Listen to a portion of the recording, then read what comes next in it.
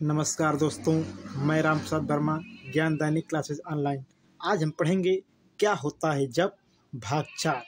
ऐसे प्रकार के प्रश्न जब पेपर में आते हैं तो बच्चों को करने में बहुत ही समस्या होती है। इसलिए इन समस्याओं को दूर करने के लिए आज आप लोग के समक्ष एक नया वीडियो लेकर आए हुए हैं। क्या होता है जब भाग 4, केवल समीकरण दीजिए, जिसमें पहला प्रश्न हमारा है ग्लूकोज की क्रिया PCl5 से होती है। ध्यान देना, ग्लूकोज की क्रिया PCl5 से होती है। तो आइए हम देखते हैं कि क्या बनेगा जब ग्लूकोज की क्रिया PCl5 से होगी। CHOCH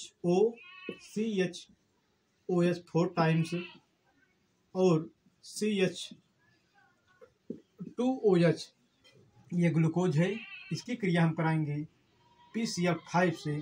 तो यहाँ पे 5 PCl5 होगा। ध्यान देना, PCl5 होगा लेकिन 5 बार होगा। जब क्रिया कराएंगे तो बनेगा CHCl4, या देखिए CHCl4 टाइम। उसके बाद यहाँ पे होगा CHCl, ये हो गया। साथ ही साथ बनाएगा 5 POCl3 बनाएगा। ऐसे लिख देते हैं 5 POCl3 प्लस 5HCl। तो सुनिए एक बार परिभाषा। हम कहेंगे जब ग्लूकोज की क्रिया PCl5 अर्थात फास्फोरस पेंटाक्लोराइड के साथ होती है। जब ग्लूकोज की क्रिया PCl5 अर्थात फास्फोरस पेंटाक्लोराइड के साथ होती है तो बनता है आपका पेंटाक्लोरोग्लूकोज। जो बना हुआ है उसका नाम है पेंटाक्लोरोग्लूकोज। इसका नाम हम लिख देते हैं पेंटाक्लोरोग्लूकोज। ये बना हुआ है। साथ ही साथ फास्फोनिल क्लोराइड बनता है और और 5 बार हाइड्रोक्लोरिक अम्ल का अणु बन के बाहर जाता है। तो फिर से सुनिए, जब ग्लूकोज की क्रिया PCl5 से कराते हैं तब पेंटाक्लोरोग्लूकोज बनता है, साथ ही साथ फास्फोनिल क्लोराइड बनता है और हाइड्रोक्लोरिक अम्ल बनता है। तो हमने देखा पहले प्रश्न को, क्या होता है जब ग्लूकोज की क्रिया PCl5 से कराते हैं। आइए हम देखते हैं इसी क्रम में दूसरे महत्वपूर्ण प्रश्न को। तो दूसरा हमारा महत्वपूर्ण प्रश्न है कि ग्लूकोज की क्रिया एसिड एनहाइड्राइड से कराते हैं। क्या होता है जब ग्लूकोज की क्रिया एसिड एनहाइड्राइड से कराते हैं। तो ये हमारे पास ग्लूकोज का सूत्र है और ये हमारे पास देखिए कंप्लीट ग्लूकोज का सूत्र है, स्ट्रक्चर सूत्र। ध्यान देना, ग्लूकोज की संरचनात्मक सूत्र है और इसकी क्रिया हम करा रहे हैं यहाँ पर एसिड क्लोराइड से। तो 5 अणु लेंगे हम एसिड क्लोराइड के। तो CO ऐसे बनेगा, मतलब CH3CO इस प्रकार। तो ये हमने क्या लिया है, ये ग्लूकोज लिया है और ये एसिड एनहाइड्राइड के 5 अणु को लिया है। जब इसे हम आपस में क्रिया कराएंगे तो ये बनाएगा CHO, फिर बनाएगा CH, देखिए CH, और ये यहाँ से OH बाहर जाएगा और यहाँ से भी OH बाहर जाएगा।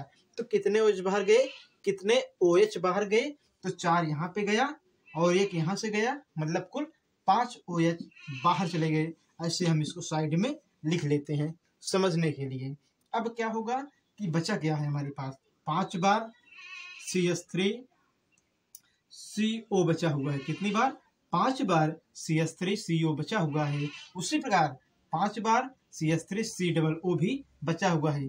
तो हम लिखेंगे 5 CH3COO, मतलब 5 CH3COO, और यहाँ से 5 H को निकाल लेंगे तो ये क्या बना लेगा, एसिटिक अम्ल बना लेगा। क्या बन गया, एसिटिक अम्ल यहाँ पे बन गया। अब यहाँ से जब इतना ये बाहर गया, ये गायब हो गया है, तो OH यहाँ से हट जाएंगे तो होगा CH, फिर बचा क्या है COCH3। तो आप लिखोगे कि यहाँ पर क्या है, COCH3 हो जाएगा। तो देखिए बनाएगी रचना ये, यहाँ पर जो रचना बनेगा ये ऑक्सीजन यहाँ प्रेजेंट है, इसलिए अगर हम केवल H ही, ध्यान देना, अगर हम केवल H ही बाहर निकालेंगे तो ये क्या बना लेगा, ये बना लेगी रचना आपका एसिटिक अम्ल, ऑक्सीजन यहाँ बचा रह जाएगा, COCH3 ये बन गया। अभी कई बार 4 बार ये रहेगा। फिर ये यहाँ पे जो बनेगा वो रहेगा आपका CH2OCOCH3।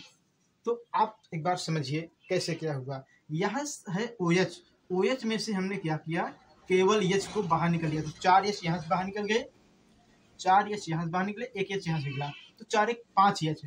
और हमने देखा CH3COO, तो CH3COO इस प्रकार हमने लिख दिया, और यहाँ से 5 H है इसलिए 5 H को हमने जोड़ दिया। अब बचा क्या है, CH3CO। तो देखिए यहाँ पे O है तो मतलब CHO हमने लिखा, फिर CH3COO मतलब ये यहाँ पे है CH3CO, तो CH3CO 4 बार हो गए, 4 1 5 बार। तो ये जो बना है इसी का नाम है ग्लूकोज पेंटाएसिटेट, ग्लूकोज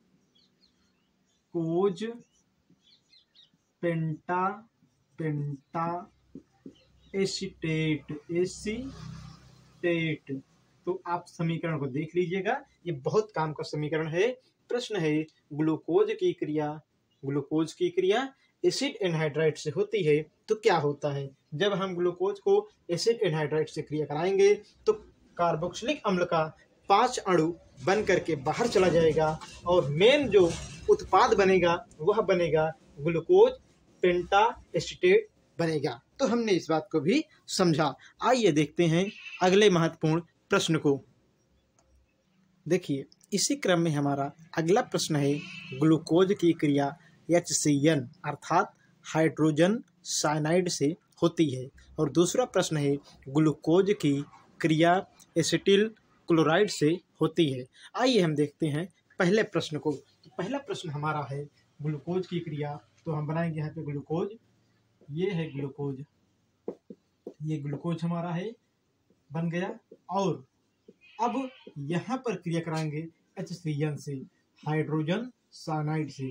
जब कराएंगे तो यहाँ पे बनेगा ग्लूकोज साइनोहाइड्रिन, मतलब H यहाँ पे लग जाएगा, उसके बाद CN यहाँ लग जाएगा, OH यहाँ लग जाएगा, उसके बाद CHOH 4 टाइम्स CH2OH ये बन गई। तो इसका जो मतलब बना है रचना, इसी का नाम है ग्लूकोज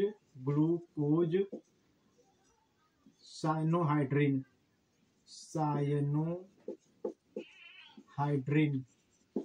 हाइड्रिन। तो देखिए यदि आपसे कोई कहे कि क्या होता है जब ग्लूकोज को हाइड्रोजन साइनाइड से क्रिया कराते हैं, क्या होता है जब ग्लूकोज को हाइड्रोजन साइनाइड से क्रिया कराते हैं, तो आप कहोगे जब ग्लूकोज को हाइड्रोजन साइनाइड से क्रिया कराते हैं तब बनता है ग्लूकोज साइनोहाइड्रिन। क्या बनेगा, ग्लूकोज साइनोहाइड्रिन बनेगा। तो हमने इसको देखा।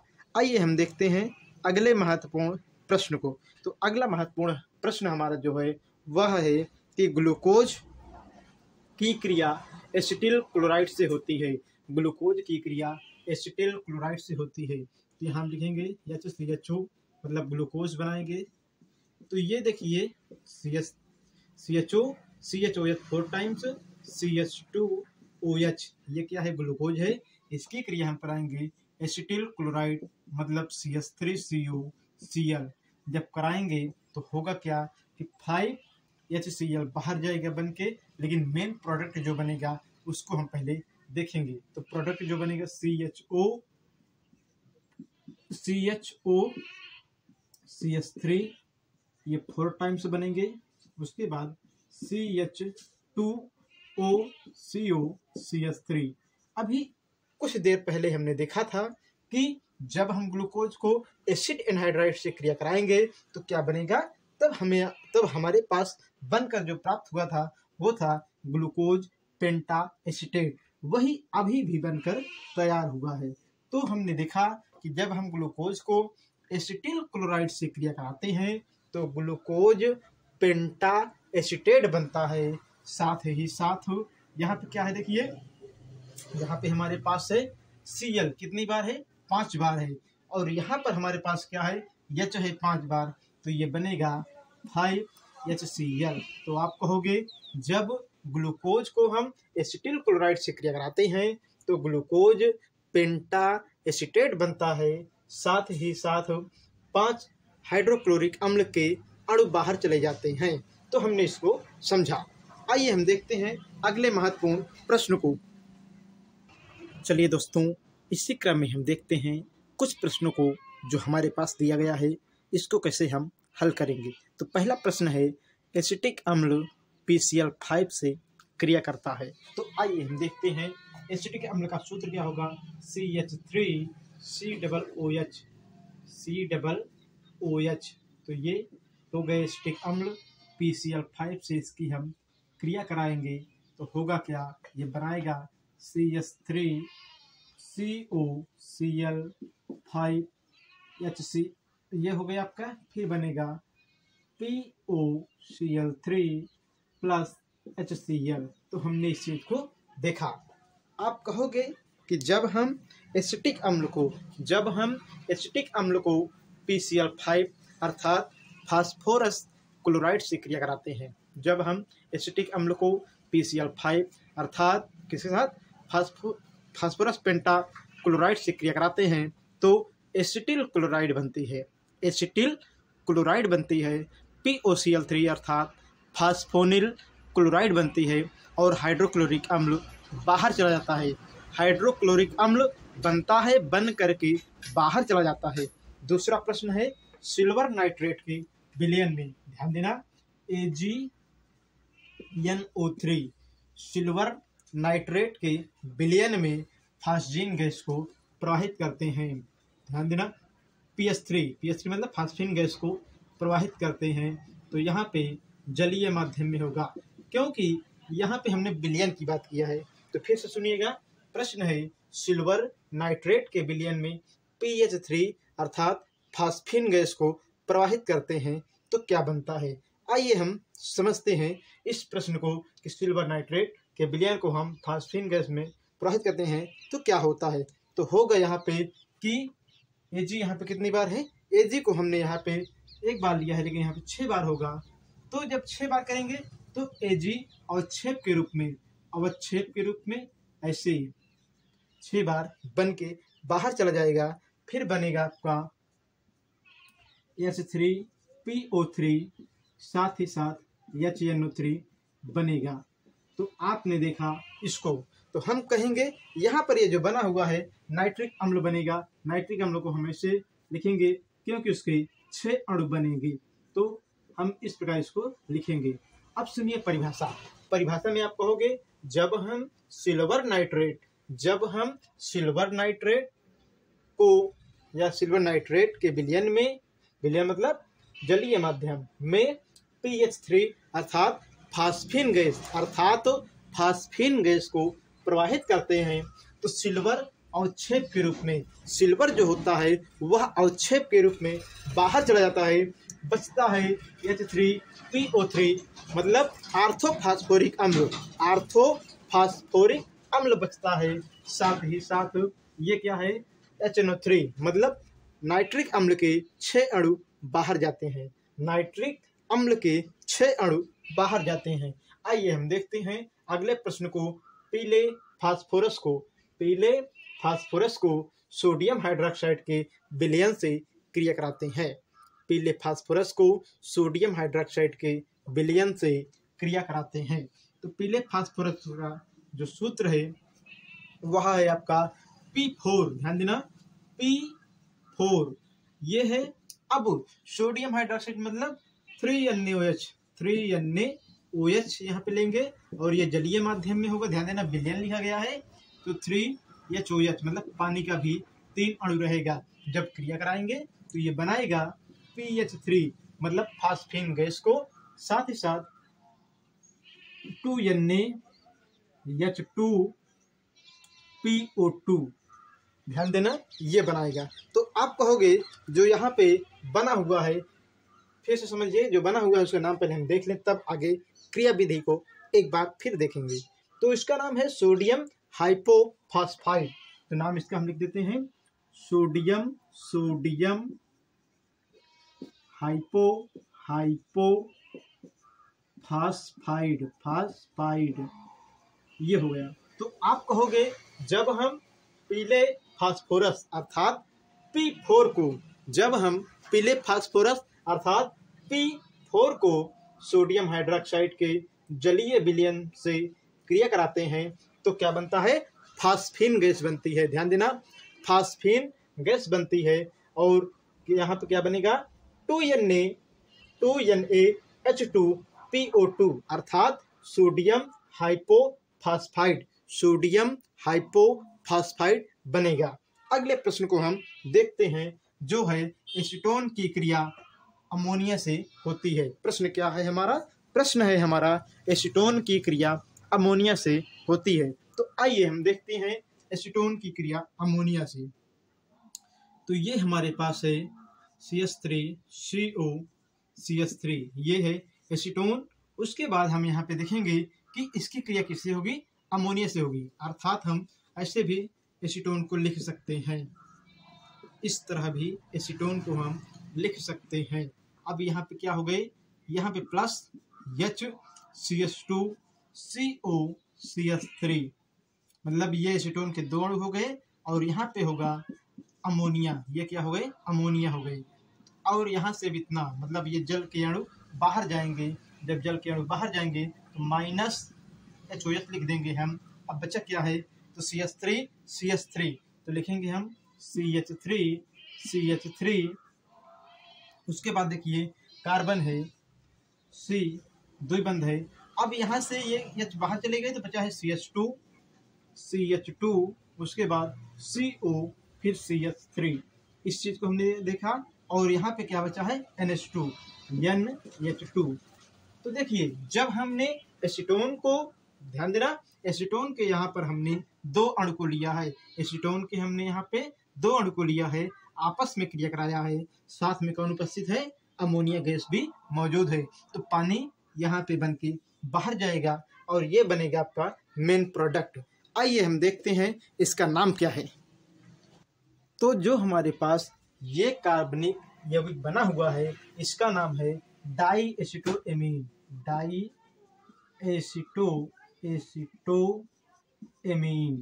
डाईएसिटोएमीन। तो हमने देखा यहाँ पर जो कार्बनिक यौगिक बना हुआ है उसका नाम है डाईएसिटोएमीन। तो इस प्रकार हमने इन प्रश्नों को समझा। आइए देखते हैं इसी क्रम में अगले महत्वपूर्ण प्रश्न को। चलिए दोस्तों, इसी क्रम में हम देखते हैं अगले महत्वपूर्ण प्रश्नों को। पहला प्रश्न है ओजोन की क्रिया मरकरी से होती है। तो देखिए ओजोन का जो सूत्र है वह है O3। क्या है? O3। इसकी क्रिया होगी मरकरी से। अब मरकरी का सूत्र क्या है? Hg। तो यहाँ पे हम लिखेंगे 2Hg, ये हो गया मरकरी।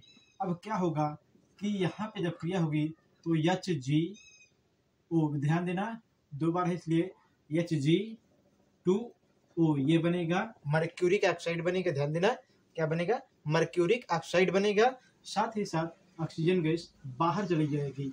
तो आप कहोगे जब हम ओजोन की क्रिया मरकरी से कराते हैं, जब ओजोन की क्रिया मरकरी से कराते हैं तो मर्क्यूरस ऑक्साइड बनेगा। साथ ही साथ ऑक्सीजन गैस बाहर चली जाएगी, क्योंकि ये ऑक्सीजन गैस है। क्या है? ऑक्सीजन गैस बाहर जाएगी। हमने ये देखा। अगला प्रश्न है एसीटोन को हम ऑक्सीकृत कराते हैं। तो एसीटोन का सूत्र क्या है? CH3COCH3। इसे हम ऑक्सीजन के साथ ऑक्सीकृत कराएंगे। किसके साथ? ऑक्सीजन के साथ ऑक्सीकृत कराएंगे। तो देखिए यहाँ पे 3 ऑक्सीजन को हम लेंगे और ऑक्सीजन के साथ इसको हम ऑक्सीकृत कराएंगे, तब ये बनाएगा फार्मिक अम्ल HCOOH और एसिटिक अम्ल बनाएगा। क्या बनाएगा? एसिटिक अम्ल को बनाएगा। तो आप कहोगे कि जब हम एसीटोन को ऑक्सीकृत करते हैं तो यह फार्मिक अम्ल बनाती है और साथ ही साथ क्या बनाएगी? एसिटिक अम्ल का भी निर्माण करती है। तो हमने देखा 2 प्रश्नों को। आइए हम देखते हैं तीसरे प्रश्न को। तो तीसरा प्रश्न हमारा जो है वह है प्रोपेनॉल की क्रिया क्षारीय KMnO4 से होती है, अर्थात प्रोपेनॉल की क्रिया क्षारीय पोटेशियम परमैंगनेट से होती है। तो CH3 CH2 CH2OH इसकी क्रिया हम कराएंगे क्षारीय KMnO4 से। जब कराएंगे तो ये बनाएगा क्या? अब ये बनाएगा जो नया प्रोडक्ट, वो देखिए यहाँ पे बनेगा। जब क्षारीय KMnO4 की क्रिया हम प्रोपेनॉल से कराएंगे तो जो हमारे पास प्रोडक्ट बनेगा उसे हम उस प्रोडक्ट को हम देखते हैं, अर्थात जो प्रोडक्ट बनाएगा उसे हम देखते हैं। तो यहाँ बनेगा CH3, उसके बाद बनेगा COOH। ये क्या है? COOH। साथ ही साथ यहाँ पे देखिए कार्बन की संख्या कितनी है? यहाँ पे कार्बन की संख्या हमारे पास है 1 2 3, तो 3 है। पहले हम यहाँ पे जल को बाहर कर लेते हैं। अब देखिए ये बनाएगा CH2COOH, ये बनाएगा। तो देखिए कार्बन यहाँ पे कितने बार है? कार्बन यहाँ पे 3 बार हो गए और H भी यहाँ पे बराबर हुए। तो हमने इस चीज को देखा और यहाँ पे यह प्रक्रम ऑक्सीकृत के रूप में होगा। किस रूप में होगा? ऑक्सीकृत के रूप में होगा। 1 2 3 हमने यहाँ पे ये चीज को देखा।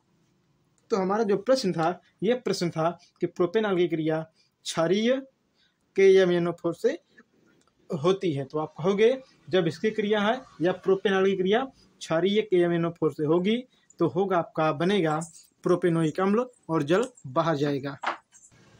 इसी क्रम में हमारा अगला प्रश्न है जो दिया गया है, सोडियम बेंजोएट की क्रिया सोडा लाइम से होती है। तो प्रश्न है हमारा सोडियम बेंजोएट की क्रिया सोडा लाइम से होती है। तो देखिए सोडियम बेंजोएट का सूत्र ये होगा, ये हमारे पास है सोडियम बेंजोएट। इसी क्रिया होगी सोडा लाइम Na। इसका मतलब ये है कि NaOH और कैल्शियम ऑक्साइड से होगी। तो जब इसकी क्रिया होगी तो ये बनाएगा बेंजीन, साथ ही साथ Na2CO3 बाहर जाएगी। तो हमने देखा कि जब सोडियम बेंजोएट को सोडा लाइम के साथ गर्म करते हैं या क्रिया कराते हैं तब बनता है हमारे पास बेंजीन और सोडियम कार्बोनेट बाहर जाती है। आइए देखते हैं अगले प्रश्न को। इसी क्रम में हमारा अगला प्रश्न है बेंजीन की क्रिया क्लोरीन से होती है। तो देखिए बेंजीन की क्रिया क्लोरीन से होती है तो क्या होगा? ये है बेंजीन, ये है क्लोरीन। जब बेंजीन की क्रिया क्लोरीन से होगी तो बनेगा क्लोरोबेंजीन बनेगा और HCl बाहर जाएगा। तो हम कहेंगे जब बेंजीन की क्रिया क्लोरीन से होती है तो क्लोरोबेंजीन बनता है और हाइड्रोक्लोरिक अम्ल बाहर चला जाता है। अगला प्रश्न है एसिटल्डिहाइड। ध्यान देना, एसिटल्डिहाइड, ये एसिटल्डिहाइड हो गया। इसकी क्रिया हम कराएंगे सेमी कार्बेजाइड से। किसे कराएंगे? सेमी कार्बेजाइड से। तो यहाँ पे H2N HCONH2 ये जो लिखा गया है इसका नाम है सेमी कार्बेजाइड। यहाँ से इतना यानी जल बाहर चला जाएगा तो ये बनाएगा CH3, फिर कार्बन लिखेंगे, यहाँ पर C है। उसके बाद देखिए ये यहाँ पे H है तो H लिखेंगे, उसके बाद यहाँ पे N, फिर N, उसके बाद देखिए N यहाँ पे है, उसके बाद H और यहाँ पे CONH2 ये बना है। तो सुनिए ये है हमारा एसिटल्डिहाइड, ये क्या है आपका सेमी कार्बेजाइड। जब एसिटल्डिहाइड की क्रिया सेमी कार्बेजाइड से कराते हैं तो जल बाहर चला जाता है। जल क्या होता है? बाहर चला जाता है। हमने देखा कि जल यहाँ से बनके बाहर चला जाएगा। अब बनेगा CH3 कार्बन, फिर हाइड्रोजन, मतलब इस कार्बन से हाइड्रोजन जुड़ा हुआ है।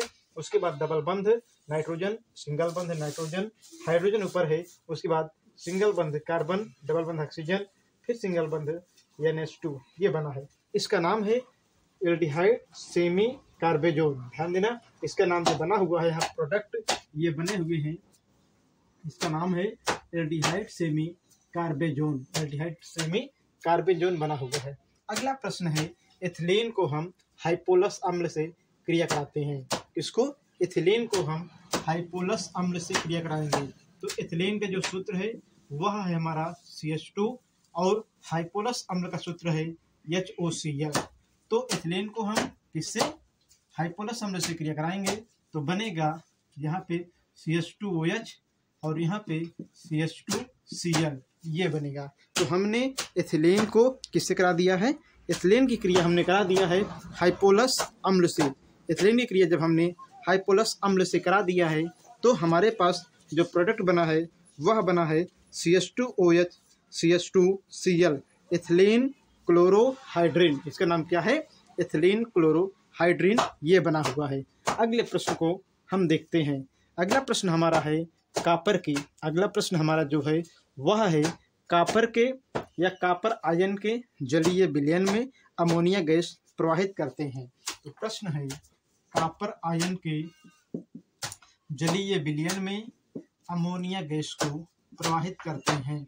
तो ये है कापर आयन, ये है अमोनिया गैस। आप जब प्रवाहित करेंगे तो होगा यहाँ पर Cu और इस प्रकार बनेगा NH3 4 टाइम, मतलब 4 बार, और उसके बाद यहाँ बनेगा आयन के रूप में प्लस प्लस। तो हमने देखा कि यह है कापर का आयन, मतलब कापर आयन के रूप में है, अमोनिया गैस को प्रवाहित कर रहे हैं, तब ये बना लिया आपका CuNH3 4 टाइम्स, मतलब ये जो भी बन गया इससे हम कहेंगे जो इसका नाम होगा। आइए इसके हम नाम को भी देखते हैं कि इसका नाम क्या है। तो ये जो यौगिक बना हुआ है उस यौगिक का नाम है टेट्राएमीन। ध्यान देना, टेट्राएमीन कॉपर इसका नाम है। आइए हम देखते हैं कुछ अगले महत्वपूर्ण प्रश्नों को। इसी क्रम में हमारे अगले प्रश्न है जिनको हमें हल करना है, जिसमें पहला है एथिलीन को HCl के साथ क्रिया कराते हैं। तो देखिए ये है एथिलीन, यहाँ पे सूत्र लिखेंगे हम एथिलीन का, ये है एथिलीन, इसकी क्रिया हम कराएंगे HCl से, तो बनाएगा CH3CH2Cl। तो हम परिभाषा में कहेंगे जब हम एथिलीन को हाइड्रोक्लोरिक अम्ल के साथ, जब हम एथिलीन को हाइड्रोक्लोरिक अम्ल के साथ क्रिया कराते हैं तो एथिल क्लोराइड बनती है, एथिल क्लोराइड बनती है। जब हम एथिलीन को हाइड्रोक्लोरिक अम्ल के साथ क्रिया कराते हैं तो एथिल क्लोराइड बनती है। उसी प्रकार देखिए जब हम कैल्शियम फ्लोराइड को CaF2 को H2SO4 मतलब सल्फ्यूरिक अम्ल से क्रिया कराते हैं, या गर्म करते हैं, तब बनता है CaSO4 मतलब कैल्शियम सल्फेट प्लस 2HF मतलब हाइड्रोजन फ्लोराइड बनता है। तो आप कहोगे जब कैल्शियम फ्लोराइड को सल्फ्यूरिक अम्ल के साथ क्रिया कराते हैं अर्थात गर्म करते हैं, तब बनेगा कैल्शियम सल्फेट और हाइड्रोजन फ्लोराइड बनेगा। ये हमने देखा। अगला प्रश्न है सिल्वर क्लोराइड के अवक्षेप में अमोनियम हाइड्रॉक्साइड को धीरे धीरे मिलाते हैं। सिल्वर क्लोराइड के अवक्षेप में अमोनियम हाइड्रॉक्साइड को धीरे धीरे मिलाते हैं। तो यहाँ पे इस प्रश्न को हम समझेंगे। अब यहाँ पे AgCl, उसके बाद यहाँ पे होगा 2NH4OH, मतलब ये क्या है आपका सिल्वर क्लोराइड है और ये है अमोनियम हाइड्रॉक्साइड। जब क्रिया कराएंगे तो होगा कि आपका बनाएगा यहाँ पे AgNH, यहाँ पे अमोनिया है इसलिए अमोनिया के रूप में बनेगा NH3 मतलब 2 बार रहेगा Cl, और उसके बाद अब ये कंप्लीट हो गया, बनाएगा 2H2O। देखिए OH यहाँ पे 2 बार है और 2H यहाँ से निकले तो बनाएंगे H2O, ये बनाएगा। तो आप परिभाषा में कहोगे कि जब हम सिल्वर क्लोराइड को अथवा उसके अवक्षेप में सिल्वर क्लोराइड के अवक्षेप में अमोनियम हाइड्रॉक्साइड को मिलाते हैं तो बनता क्या है। तो सिल्वर क्लोराइड को अमोनियम हाइड्रॉक्साइड के साथ मिलाएंगे तो इसमें से पानी बाहर निकल जाएगा, पानी बन करके बाहर निकल जाएगा, बनेगा आपका क्लोरोएमीन क्लोरोडाइएमीन, या ऐसे बोलिए डाइक्लोरोएमीन, सॉरी यहाँ पे होगा डाइएमीन क्लोरो अर्जेंटेट। तो इसका नाम लिखते हैं डाइक्लोरोएमीन, इसका नाम हम यहाँ पे लिखेंगे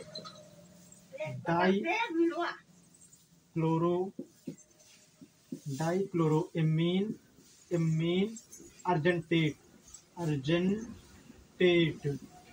ये इसका नाम हो गया। तो आप कहोगे जब हम सिल्वर क्लोराइड के ताजे और छेप में अमोनियम हाइड्रोक्साइड को मिलाते हैं तो पानी बाहर चला जाता है और जो बनता है उसका नाम है यहाँ पे डाइक्लोरो, ध्यान देना, जो बनता है उसका नाम है डाइएमीन और डाइएमीन क्लोरो अर्जेंटेट बनता है। तो हमने इस प्रश्न को देखा। आइए हम देखते हैं अगले प्रश्न को। देखिए दोस्तों, ये लास्ट 3 प्रश्न हैं, इसके बाद हम वीडियो का समापन करेंगे, बंद करेंगे यहीं से, लेकिन इन प्रश्नों को हल करने के बाद। तो पहला प्रश्न है, एसीटोन को हाइड्रोक्सिल एमीन के साथ क्रिया कराते हैं। तो आप कहोगे जब हम एसीटोन की क्रिया हाइड्रोक्सिल एमीन से कराते हैं तो क्या होगा। पहले हम देखेंगे CH3 उसके बाद CO, ये हो गया एसीटोन। इसकी क्रिया हम कराएंगे किसके साथ, इसकी क्रिया हम कराएंगे हाइड्रोक्सिल एमीन, तो ये हो गया हाइड्रोक्सिल एमीन। तो यहाँ से ये जल बाहर चला जाएगा, अब बनेगा CH3, यहाँ पे होगा NOH, इसका नाम है, यहाँ जल बाहर चले गए, लिखेंगे हम +SOH। तो कहोगे जब हम एसीटोन को हाइड्रोक्सिल एमीन से क्रिया कराते हैं तो बनता है आपका एसीटोन हाइड्रेजोन। क्या बनेगा, एसीटोन हाइड्रेजोन बनेगा और पानी बाहर निकल जाएगा। फिर से देखिएगा, जब हम एसीटोन को किससे, हाइड्रोक्सिल एमीन से क्रिया कराते हैं तो बनता है एसीटोन हाइड्रेजोन बनेगा, साथ ही साथ जल बाहर चला जाएगा। अब अगले प्रश्न को देखिए कि बेंजीन को जलाते हैं तो क्या होता है। देखिए, जब हम बेंजीन को जलाएंगे तो क्या होगा। तो पहले हम बनाएंगे यहाँ पे बेंजीन को जलाने के बाद यहाँ पे लिखेंगे हम 15 ऑक्सीजन, मतलब हाफ करके ऑक्सीजन लिखेंगे। अब यहाँ पे होगा क्या, 6 CO2 गैस। यहाँ पे हम भली बात जानते हैं कि कार्बन कितने होते हैं, 6 होते हैं, ये बाहर चले गए। अब बचा क्या यहाँ पे, हाइड्रोजन 12। तो हमने क्या किया, जब हाइड्रोजन 12 बार बचा हुआ है तो यहाँ पे हम लिख देंगे 3H2O। देखिए यहाँ पे 6 बार क्या था, हाइड्रोजन, और 6 बार ऑक्सीजन। तो यहाँ पे देखिए हमने लिख दिया। तो आप कहोगे जब हम बेंजीन को जलाते हैं तो होता क्या है कि बनता है कार्बन डाइऑक्साइड गैस और पानी बाहर चला जाता है। तो हमने इस प्रश्न को भी समझा। अगला प्रश्न है कि सल्फ्यूरिक अम्ल की क्रिया PCl5 से होती है। सल्फ्यूरिक अम्ल की क्रिया PCl5 से होती है। तो देखिए H2SO4 + PCl5। अब देखिए बनेगा क्या, यहाँ पे बनेगा SO2Cl2, सल्फ्यूरिल क्लोराइड। इसका नाम क्या है, सल्फ्यूरिल क्लोराइड, ये है सल्फ्यूरिल क्लोराइड। और साथ ही साथ यहाँ पे जो अन्य प्रोडक्ट बनेंगे वो बनेंगे 2POCl3, सॉरी यहाँ पे POCl3 बनेगा, POCl3। साथ ही साथ यहाँ पे और बनेगा प्रोडक्ट, यहाँ पर जो प्रोडक्ट बनेगा 2HCl बनेगा। यहाँ पे जो हमने इसको लिया है PCl5 को, ये हमारे पास 2 बार रहेगा, तो हमने यहाँ लिख दिया 2 और यहाँ पर भी 2 से गुणा कर देंगे। तो आप कहोगे कि जब हम सल्फ्यूरिक अम्ल को PCl5 से क्रिया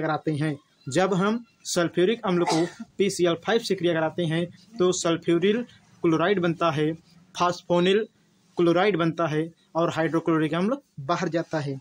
तो हमने देखा यहाँ पर 3 प्रश्न को, एसीटोन को हाइड्रोक्सिल एमीन के साथ क्रिया कराते हैं, दूसरा बेंजीन को जलाते हैं, तीसरा हमने देखा सल्फ्यूरिक अम्ल की क्रिया PCl5 से होती है। तो दोस्तों हमने देखा क्या होता है जब अगर आपको इस वीडियो में कोई समस्या आती है, वीडियो में कुछ नहीं समझ में आता है, तो उसे कमेंट बॉक्स में लिखें। अगर आपको यह वीडियो समझ में आती है, अच्छा लगता है, तो चैनल को लाइक शेयर सब्सक्राइब करें। धन्यवाद।